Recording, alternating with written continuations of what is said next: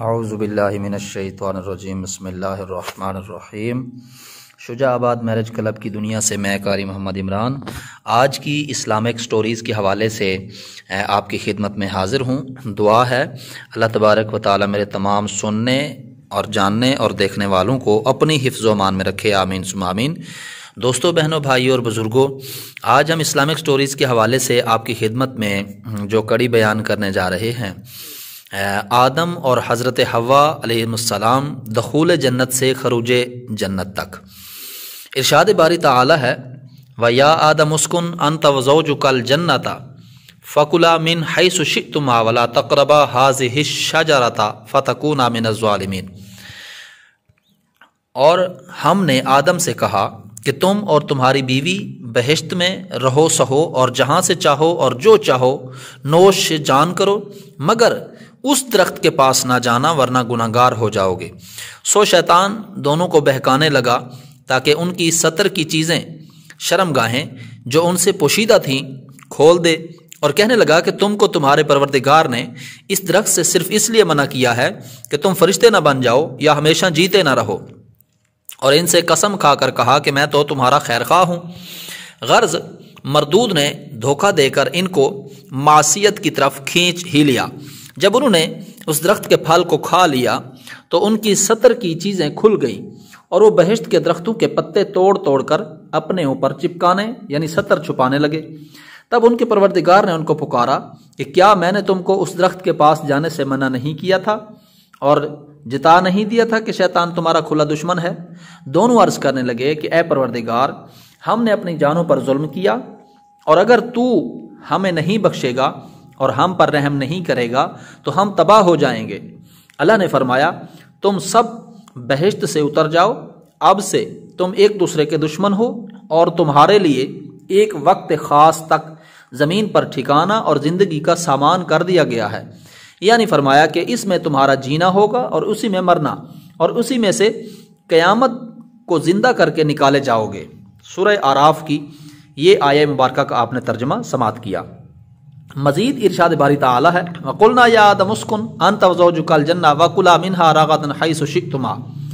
اور ہم نے کہا اے آدم، تم اور تمہاری بیوی بہشت میں رہو اور جہاں سے چاہو بے روک ٹوک کھاؤ پیو، لیکن اس درخت کے پاس نہ جانا ورنہ تم ظالموں میں داخل ہو جاؤ گے۔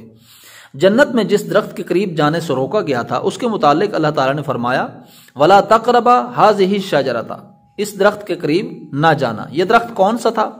اس کے بارے میں مفسرین کی مختلف آراء ہیں۔ بعض علماء کے نزدیک وہ انگور کی بیل تھی، یہود کی رائے میں وہ گندم تھی۔ وہب بن منبہ رحمۃ اللہ علیہ نے فرمایا اس کا دانہ مکھن سے نرم اور شہد سے زیادہ میٹھا تھا۔ ابو مالک نے فرمایا وہ کھجور کا درخت تھا۔ مجاہد رحمہ اللہ کی رائے ہے کہ وہ انجیر کا درخت تھا۔ ابو العالیہ رحمہ اللہ نے فرمایا یہ کوئی ایسا درخت تھا کہ اس کو کھانے سے قضائے حاجت کی ضرورت پیش آتی تھی، اور جنت کی زمین میں قضائے حاجت مناسب نہیں۔ یہ اختلاف معمولی ہے، اللہ تعالیٰ نے اس درخت کا تعین نہیں فرمایا۔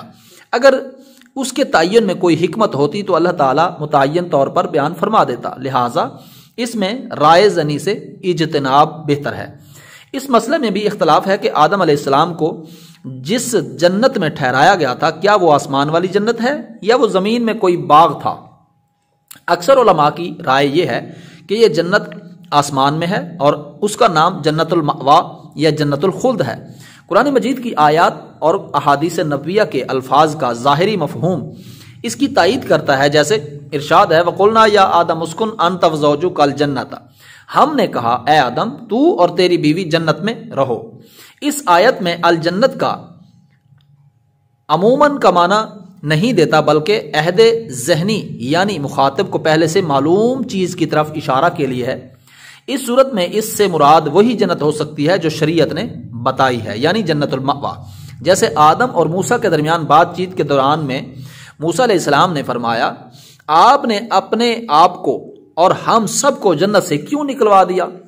ایک دوسری حدیث میں رسول اللہ صلی اللہ علیہ وآلہ وسلم نے فرمایا اللہ تعالیٰ لوگوں کو جمع فرمائے گا، جب جنت مومنوں کے قریب لائی جائے گی تو وہ اٹھ کھڑے ہوں گے، وہ آدم کی خدمت میں حاضر ہو کر عرض کریں گے ابا جان ہمارے لیے جنت کا دروازہ کھلوا دیجئے۔ وہ فرمائیں گے تمہیں جنت سے تمہارے والد کی غلطی ہی نے نکلوایا تھا۔ اس حدیث میں بظاہر ایک قوی دلیل موجود ہے کہ وہ جنت المأوا ہی تھی جس سے آدم کو نکالا گیا، تاہم اس استدلال پر تنقید کی گنجائش موجود ہے۔ دوسرے علماء کرام فرماتے ہیں کہ جس جنت میں آدم کو رکھا گیا تھا وہ جنت الخلد یعنی ہمیشہ کی زندگی والی جنت نہیں تھی، کیونکہ انہیں ایک درخت کا پھل کھانے سے باز رہنے کا مکلف کیا گیا تھا۔ وہ اس جنت میں سوتے بھی تھے اور اس سے نکال بھی دیے گئے۔ نیز اس جنت میں ان کے پاس ابلیس آیا۔ ان امور سے معلوم ہوتا ہے کہ وہ جنت المأوا نہیں تھی۔ اس قول کی تائید میں موجودہ تورات کے بیان کو بھی پیش کیا جاتا ہے۔ خلاصہ کلام یہ ہے کہ وہ جنت جس میں آدم و حوا رہے، اس کے بارے میں دو آراء ہیں۔ وہ جنت الخلد ہے، وہ کوئی اور جنت تھی جو اللہ تعالیٰ نے ان کے لیے تیار کی اور اس میں ان کی آزمائش ہوئی۔ وہ جنت الخلد نہیں، اس لیے کہ جنت الخلد دار الامتحان نہیں، دار الجزا ہے۔ دوسرے قول کے قائلین میں پھر اختلاف ہے۔ ایک قول یہ ہے کہ وہ جنت آسمان میں تھی کیونکہ اللہ تعالیٰ نے انہیں اس سے نیچے اتارا۔ دوسرا قول یہ ہے کہ وہ زمین میں تھی کیونکہ اللہ تعالیٰ نے آزمائش کے طور پر انہیں ایک خاص درخت سے منع فرمایا تھا، دوسرے درختوں کے پھلوں سے نہیں، اور یہ واقعہ ابلیس کو سجدہ کا حکم دیے جانے کے بعد کا ہے۔ دوسرے قول والوں کی طرف سے ایک سوال اٹھایا گیا ہے جس کا جواب دینے کی ضرورت ہے۔ وہ کہتے ہیں یقینی بات ہے کہ جب ابلیس نے آدم کو سجدہ کرنے سے انکار کیا تو اللہ تعالیٰ نے اسے جنت سے نکل جانے کا حکم دے دیا، اور یہ حکم قانونی حکم کی حیثیت نہیں رکھتا تھا جس کی تعمیل بھی ممکن ہوتی ہے، اور عدم تعمیل بھی، بلکہ یہ تنفیذی حکم تھا جس کی عدم تعمیل اور اس سے سرتابی ممکن نہیں۔ اس لیے فرمایا اخرج منہا مذعوما مدحورا، نکل جا یہاں سے ذلیل و خوار ہو کر، اور فرمایا فاہبط منہا فما یکون لک ان تتکبر فیہا، اس سے اتر جا، تجھے کوئی حق نہیں کہ اس میں رہ کر تکبر کرے۔ اور ایک جگہ پر فرمایا فخرج منہا فانک رجیم، سو اس سے نکل جا کیونکہ تو مردود ہے۔ ان آیات میں منہا اس سے مراد جنت یا آسمان یا درجہ ہے، جو مطلب بھی لیا جائے بہرحال وہ اس جگہ میں موجود نہیں رہ سکتا جس سے نکال دیا گیا اور دور کر دیا گیا ہے۔ وہ نہ وہاں رہ سکتا ہے نہ اس کا وہاں سے گزر ہو سکتا ہے۔ وہ یہ بھی کہتے ہیں کہ قرآن مجید کی آیات کا ظاہر مفہوم یہ ہے کہ ابلیس نے آدم کے دل میں وسوسہ ڈالا اور انہیں مخاطب کر کے کہا حل ادلک علی شجرۃ الخلد وملک لا یبلا، بھلا میں تم کو ایسا درخت بتاؤں جو ہمیشہ کی زندگی کا ثمرہ دے اور ایسی بادشاہت کے کبھی زائل نہ ہو۔ اور کہا ما نہاکما ربکما عن هذه الشجرۃ الا ان تکونا ملکین او تکونا من الخالدین وقاسمہما انی لکما لمن الناصحین فدلاہما بغرور، تم کو تمہارے رب نے اس درخت سے صرف اس لیے منع کیا ہے کہ تم فرشتے نہ بن جاؤ یا ہمیشہ جیتے نہ رہو، اور ان سے قسم کھا کر کہا کہ میں تو تمہارا خیر خواہ ہوں۔ غرض مردود نے دھوکہ دے کر ان کو معصیت کی طرف کھینچ ہی لیا۔ ان آیات سے معلوم ہوتا ہے کہ وہ ان کی جنت میں ان کے ساتھ موجود تھا۔ اس کا جواب یہ دیا گیا ہے کہ عین ممکن ہے وہ جنت میں سے گزرتے ہوئے ان سے ملا ہو، اس کے لیے ضروری نہیں کہ وہ بھی جنت میں ٹھہرا ہو، اور یہ بھی ہو سکتا ہے کہ اس نے جنت کے دروازے پر کھڑے ہو کر یا آسمان کے نیچے سے آدم و حوا کے دل میں یہ وسوسہ ڈالا ہو۔ آدم اور حوا کے خلاف دشمن کی چال کیا تھی؟ شیطان کی جو چال تھی، شیطان نے حضرت آدم سے دشمنی کا عملی مظاہرہ کرتے ہوئے انہیں جنت سے نکلوا دیا، نہایت مکر سے انہیں گمراہ کیا اور اپنے رب کی نافرمانی پر آمادہ کیا، جس کی سزا میں حضرت آدم علیہ السلام کو جنت اور اس کی نعمتوں سے محروم اور دکھوں کی جگہ زمین میں آباد ہونا پڑا۔ اللہ تعالیٰ نے فرمایا فَأَزَلَّهُمَا الشَّيْطَانُ عَنْهَا، شیطان نے انہیں اس سے بہکا دیا یعنی جنت سے، فَأَخْرَجَهُمَا مِمَّا كَانَا فِيهِ، پھر انہیں اس سے نکال دیا جس میں وہ تھے، یعنی نعمت، راحت اور سرور سے نکال کر محنت، مشقت اور مصیبت والی دنیا میں پہنچا دیا۔ وہ اس طرح کہ اس نے ان کے دلوں میں وسوسہ ڈالا اور اس کے اچھا ہونے کا احساس دلایا، جیسا کہ اللہ تعالیٰ کا ارشاد ہے فَوَسْوَسَ لَهُمَا الشَّيْطَانُ لِيُبْدِيَ لَهُمَا مَا وُرِيَ عَنْهُمَا مِنْ سَوْآتِهِمَا، تو شیطان دونوں کو بہکانے لگا تاکہ ان کی ستر کی چیزیں جو ان سے پوشیدہ تھی کھول دے، اور کہنے لگا کہ تم کو تمہارے پروردگار نے اس درخت سے صرف اس لیے منع کیا ہے کہ تم فرشتے نہ بن جاؤ یا ہمیشہ جیتے نہ رہو، یعنی اس نے کہا اللہ تعالیٰ نے تمہیں اس سے صرف اس لیے منع کیا ہے کہ تم فرشتے نہ بن جاؤ یا ہمیشہ رہنے والے نہ بن جاؤ، یعنی اگر تم اسے کھا لو گے تو ایسے بن جاؤ گے، اور انہیں یقین دلانے کے لیے قسمیں کھائیں، جیسا کہ ارشاد باری تعالیٰ ہے وَقَاسَمَهُمَا إِنِّي لَكُمَا لَمِنَ النَّاصِحِينَ، اس نے انہیں قسمیں کھا کر کہا میں یقیناً تمہارا خیر خواہ ہوں۔ ایک اور آیت میں ارشاد فرمایا فَوَسْوَسَ إِلَيْهِ الشَّيْطَانُ قَالَ يَا آدَمُ هَلْ أَدُلُّكَ عَلَى شَجَرَةِ الْخُلْدِ وَمُلْكٍ لَا يَبْلَىٰ، تو شیطان نے اس کے دل میں وسوسہ ڈالا اور کہا کہ آدم بھلا میں تو تم کو ایسا درخت بتاؤں جو ہمیشہ کی زندگی کا ثمرہ دے اور ایسی بادشاہت کہ کبھی زائل نہ ہو۔ یہ جو اس نے کہا میں آپ کو ایسا درخت بتاؤں گا جس کو کھانے کے نتیجے میں آپ ان موجودہ نعمتوں میں ہمیشہ رہنے کے مستحق ہو جائیں گے، اور آپ کو ایسی حکومت حاصل ہو جائے گی جو کبھی تباہ نہ ہوگی اور نہ ختم ہوگی۔ یہ بات محض دھوکے، فریب اور جھوٹ پر مبنی تھی۔ ممکن ہے یہ وہی درخت ہو جس کا ذکر حضرت ابو ہریرہ رضی اللہ تعالی عنہ کی اس حدیث میں ہے کہ رسول اللہ نے فرمایا جنت میں ایک درخت ہے جس کے سائے میں ایک سوار 100 سال تک چلتا رہے تو اسے طے نہ کر سکے۔ فرمان الہی ہے فَدَلَّاهُمَا بِغُرُورٍ فَلَمَّا ذَاقَا الشَّجَرَةَ بَدَتْ لَهُمَا سَوْآتُهُمَا وَطَفِقَا يَخْصِفَانِ عَلَيْهِمَا مِنْ وَرَقِ الْجَنَّةِ، پس مردود نے دھوکہ دے کر ان کو معصیت کی طرف کھینچ ہی لیا۔ جب انہوں نے اس درخت کے پھل کو کھا لیا تو ان کی 70 کی چیزیں کھل گئیں اور وہ بہشت کے درختوں کے پتے توڑ توڑ کر اپنے اوپر چپکانے اور 70 چھپانے لگے۔ اس کی بابت مزید فرمایا فَأَكَلَا مِنْهَا فَبَدَتْ لَهُمَا سَوْآتُهُمَا وَطَفِقَا يَخْصِفَانِ عَلَيْهِمَا مِنْ وَرَقِ الْجَنَّةِ، سو دونوں نے اس درخت کا پھل کھا لیا تو ان پر ان کی شرمگاہیں ظاہر ہو گئیں اور وہ اپنے بدنوں پر بہشت کے پتے چپکانے لگے۔ اس ممنوع درخت کا پھل آدم علیہ السلام سے پہلے حوا سلام اللہ علیہ نے کھایا اور انہیں بھی اس کے کھانے کی ترغیب دی۔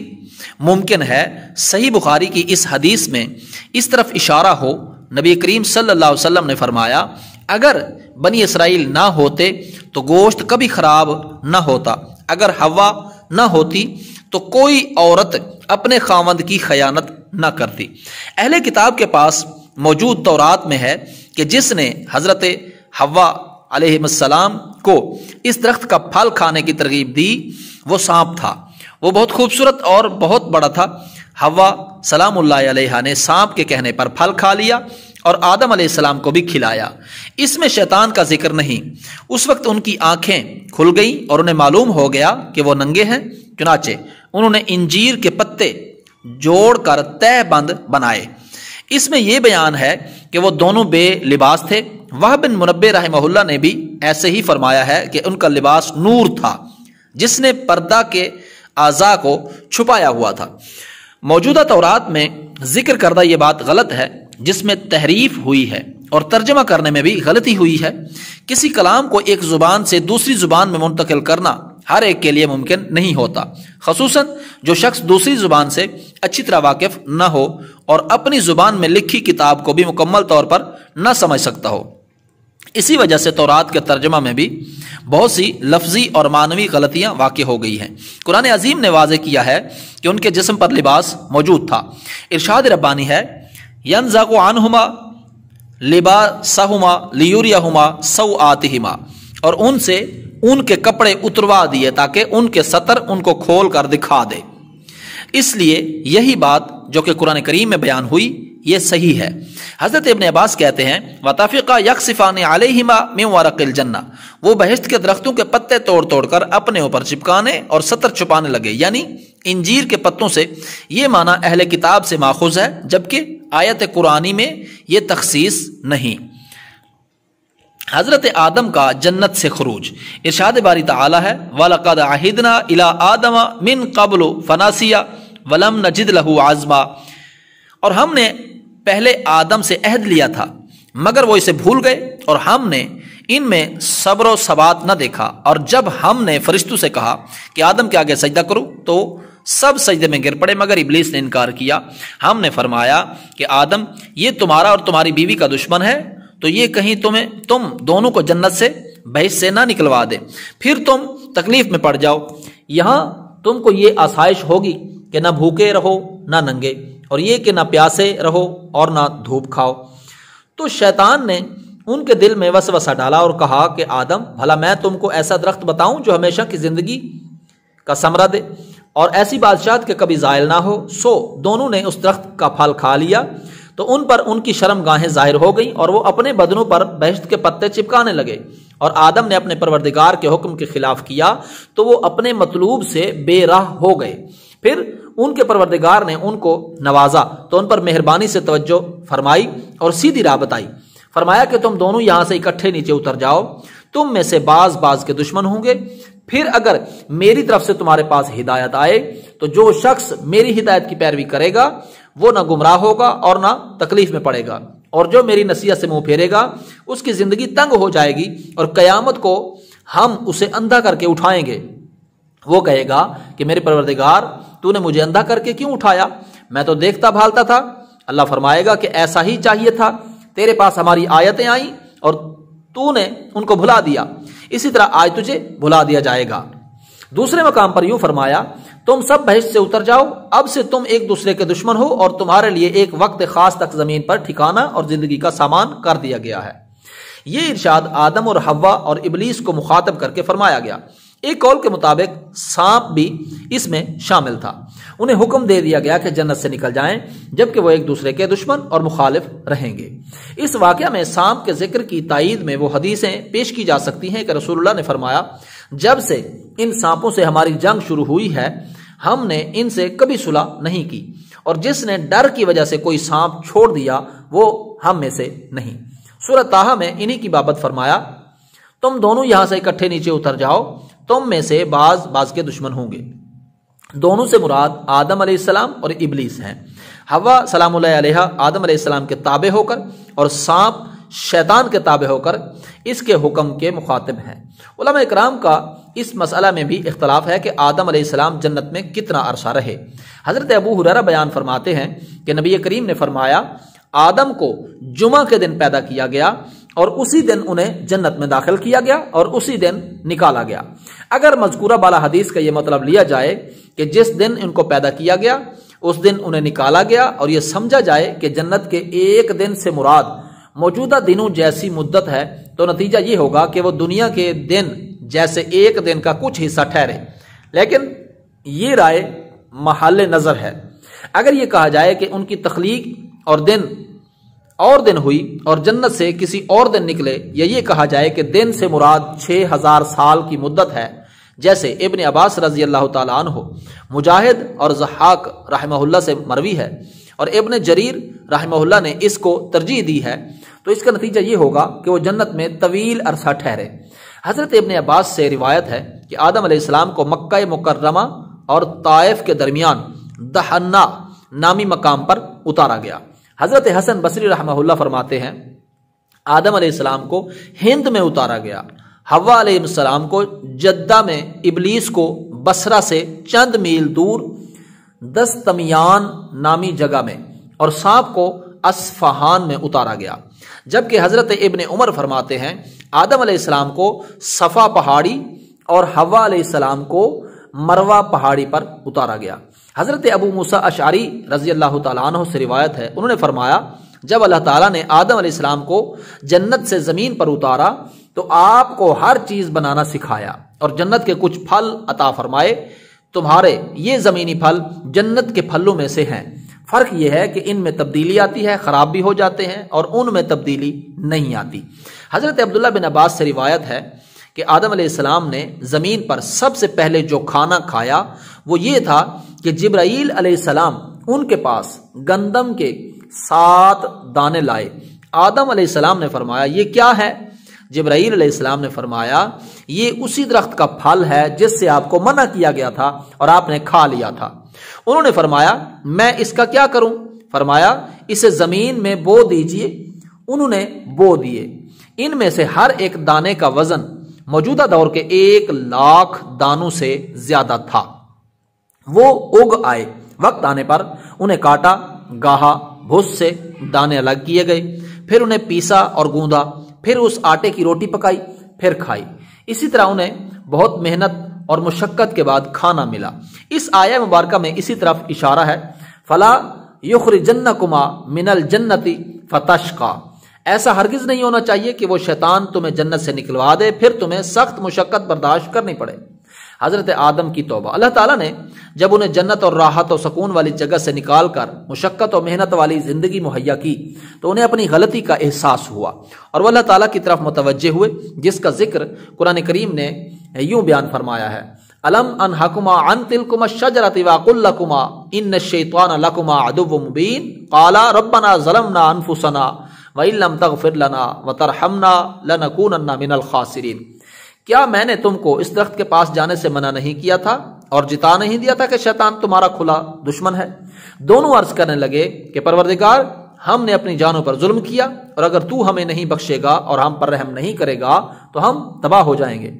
آدم علیہ السلام نے یہ کلمات اللہ تعالیٰ سے ہی سیکھے تھے، جیسا کہ قرآن مجید میں اس کی وضاحت ہے۔ فَتَلَقَّى آدَمُ مِن رَبِّهِ کلمات۔ پھر آدم نے اپنے پروردگار سے کچھ کلمات سیکھے۔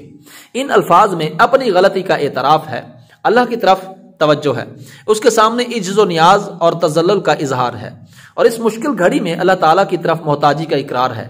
آدم علیہ السلام کی اولاد میں سے جس شخص کو یہ راز سمجھ میں آ گیا، اس کی دنیا بھی سنور جائے گی اور آخرت بھی سنور جائے گی۔ انشاءاللہ عز و جل اولاد آدم اور قصہ حابیل اور قابیل کے حوالے سے انشاءاللہ ہم آئندہ کی اسلامک سٹوری میں یہ بیان کریں گے۔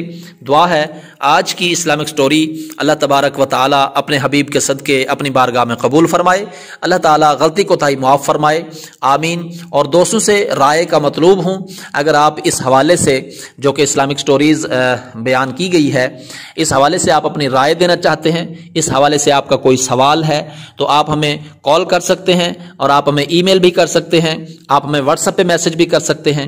اللہ تبارک و تعالی سب کو اپنی حفظ و امان میں رکھے، آمین ثم آمین۔ جزاکم اللہ خیرہ۔ السلام علیکم ورحمۃ اللہ وبرکاتہ۔